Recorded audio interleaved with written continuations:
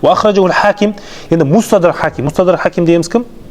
Ол миллион хадис жаттаған, яғни Ахмад ибн Хамбал, мустадрак хаким барлығы үлкен мұхадистер. Мұхадистердің ішіндегі ең үлкендері ғой. Имам Бухари, Муслим олардың жанында қалып қалады. Ол айтады, билавзин қалат, Айша радиаллаху анха айтты, кана Расулуллах саллаллаху алейхи ва саллям ла юсаллиму фи ракатайнил улайни минал уитри. Пайғамбарымыз саллаллаху алейхи ва саллям әрқашанда үтір намазының алғашқы 2 ракатынан кейін сәлем бермеуші еді. Яғни 3 ракатты толығымен оқушы еді деген нәрсені айтып жатыр. Айша анамыз айтып жатыр бұл нәрсе.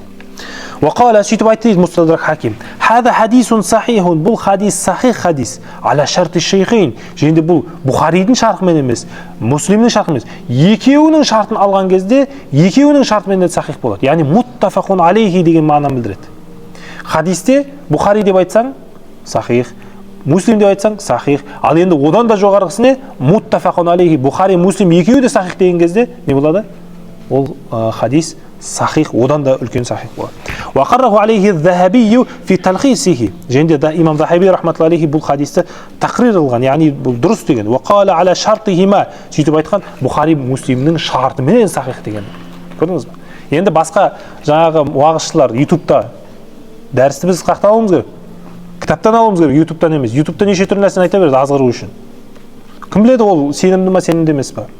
Мұхадистер кезінде бір хадисті алу үшін не істейтін болған? Сол адамның алдына барып тексеретін болған. Бұл қандай адам? Тақуалы қандай болған?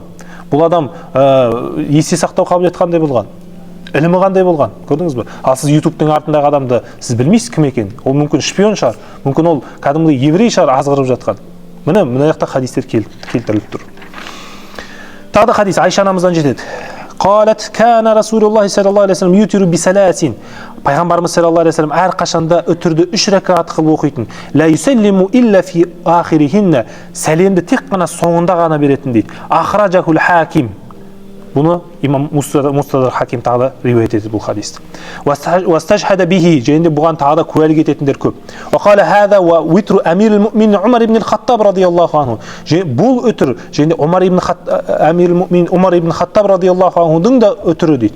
Ва анху ахадаху ахлил Мадина. Және де осы хадиске Мәдина тұрғындарының барлығы осы хадиске амал жасаған.